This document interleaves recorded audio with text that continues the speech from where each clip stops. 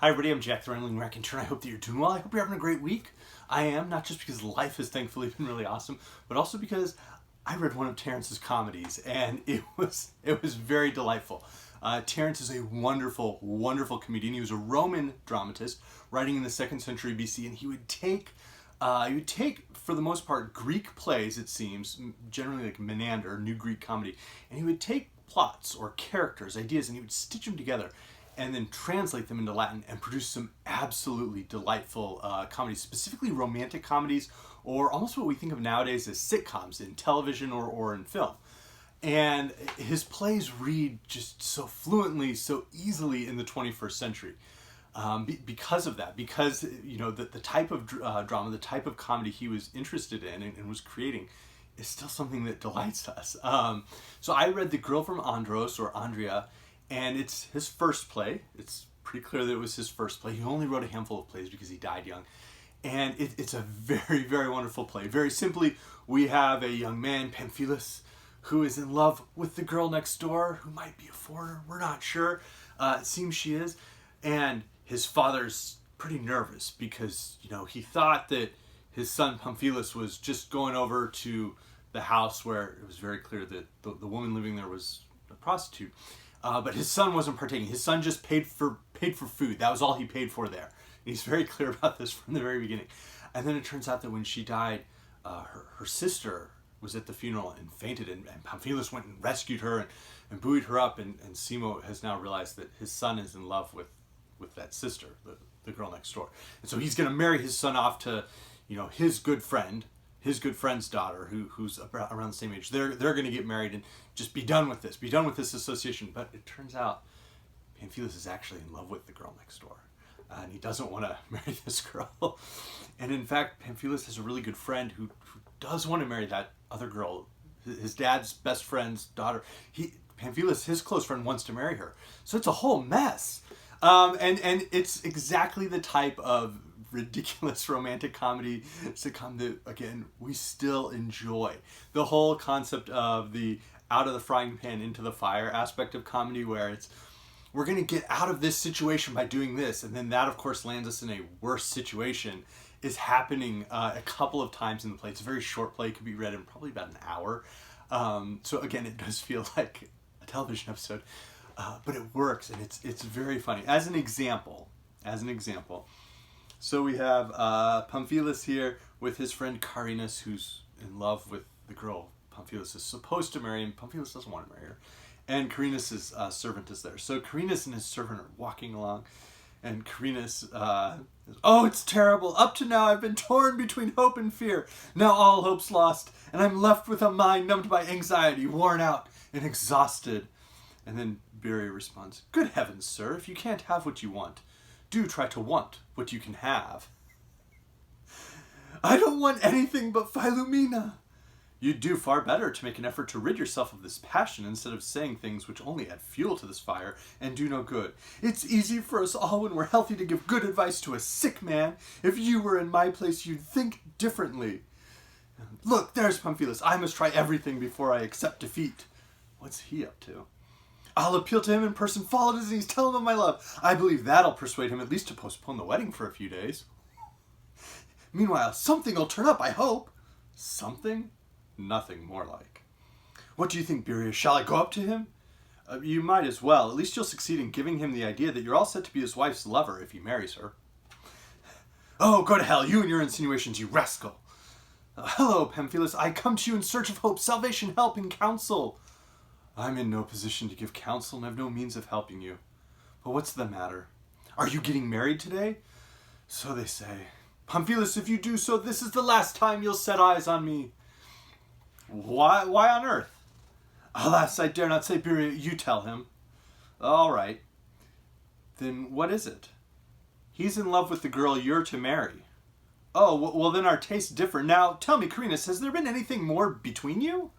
"No, Pamphilus, nothing at all. If only there had. In the name of our friendship and my love for Philomena, I beseech you don't marry her. That would be best."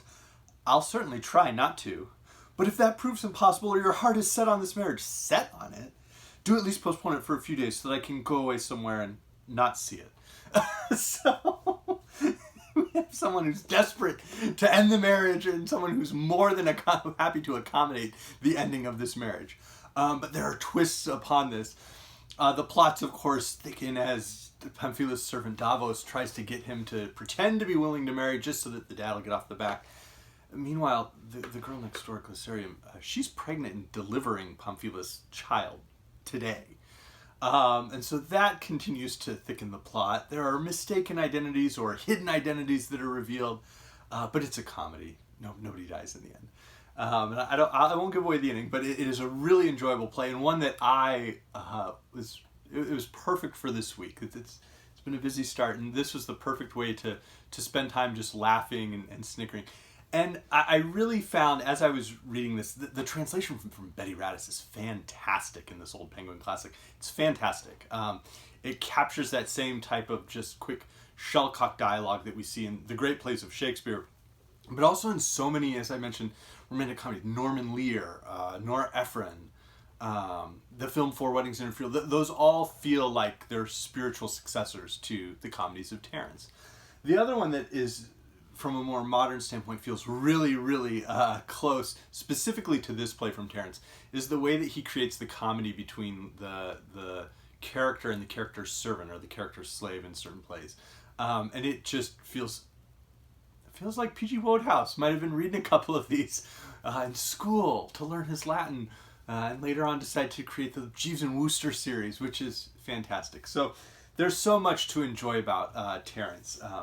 A later writer who I think adopted some of the ideas from Terence and then took them in other directions would be Ovid, specifically in The Art of Love, or some of his more, the Amores, the more erotic poems, where he's, of course, delighting in this idea, that whole line about, oh, well, at least you're going to let him know that if he marries her, you'll become his wife's lover. That type of just casual feeling around romance is very present. I mentioned Wodehouse, of course. The playwright who really, I think, took Terence and then just ran with it was Moliere. Moliere even has a play that is very much a almost revision of a late play from Terence. So, Terence died in his 30s, so one of his latest plays. But Moliere very much has that idea, especially the way that characters will interact with servants within Moliere's plays. Something like The Marriage of Figaro from Beaumarchais comes to mind. I had mentioned, of course, Jeeves and Wooster, just a wonderful favorite. Oscar Wilde, perhaps, and Wilde's sensibilities are very different, I think, from Terence's, but they're present. Shakespeare certainly, I think, would have been familiar with the concepts from New Comedy, probably more Terence than Menander, but Shakespeare, I think, takes his comedy in a different direction. We see elements of it, specifically the double plot idea that Terence has. We see aspects of that in Shakespeare, but Shakespeare's going in a different direction with his romantic comedies, especially something like As You Like It is very much advancing beyond what Terence is trying to do in a very short 60-page play. But the early plays, Comedy of Errors, Two Gentlemen of Verona, Terence is far stronger at writing that type of play than the young Shakespeare was. Terence, again, this is new comedy, so it's very different from what we find in something like Aristophanes. Aristophanes is hysterical. I love Aristophanes. But Terence is sort of like tickling you at all times. And then the other way I was reminded is the types of works.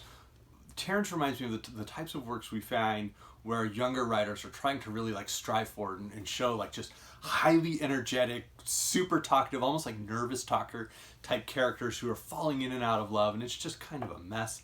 So something like People of the City by Cyprian Quincy, The Dud Avocado by Elaine Dundy. This is a very funny book.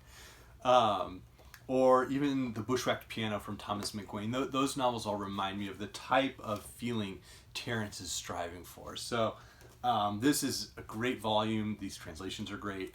And this is a great play to start with from Terence. So let me know what you think. Let me know if you're a fan of Terence. I'm hoping that we can find some more. And again, I really do hope everybody's having a great week. Thank you. Bye.